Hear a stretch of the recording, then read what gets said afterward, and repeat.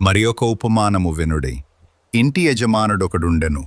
అతడు ద్రాక్షతోట నాటించి దాని చుట్టూ కంచె వేయించి అందులో ద్రాక్షల తొట్టి తొలిపించి గోపురము కట్టించి కాపులకు దాని గుత్తకిచ్చి దేశాంతరము పోయెను. పండ్లకాలము సమీపించినప్పుడు పండ్లలో తన భాగము తీసుకుని వచ్చుటకు ఆ కాపుల యొద్దకు తన దాసులనంపగా ఆ కాపులు అతని దాసులను పట్టుకుని యొకని కొట్టిరి, యొకని చంపిరి, మరి యొకని మీద రాళ్లు రువ్విరి. మరల అతడు మునుపటి కంటే ఎక్కువ మంది ఇతర దాసులను పంపగా వారు వీరిని ఆ ప్రకారమే చేసిరి. తుదకు నా కుమారుని సన్మానించదరనుకుని తన కుమారుని వారి యొద్దకు పంపెను. అయినను ఆ కాపులు కుమారుని చూచి ఇతడు వారసుడు, ఇతనిని చంపి ఇతని స్వాస్థ్యము తీసుకొందము రండని తమలో తాము చెప్పుకొని అతని పట్టుకొని ద్రాక్షతోట వెలుపట పడవేసి చంపిది. కాబట్టి ఆ ద్రాక్షతోట యజమానుడు వచ్చినప్పుడు ఆ కాపులనేమి చేయుననెను. అందుకు వారు ఆ దుర్మార్గులను కఠినముగా సంహరించి వాటి కాలములయందు తనకు పండ్లను చెల్లించునట్టి ఇతర కాపులకు ఆ ద్రాక్షతోట గుత్తకిచ్చునని ఆయనతో చెప్పిరి. మరియు యేసు వారిని చూచి ఇల్లు కట్టువారు నిషేధించిన రాయి మూలకు తలరాయి ఆయను. ఇది ప్రభువు వలననే కలిగెను. ఇది మన కన్నులకు ఆశ్చర్యము అను మాట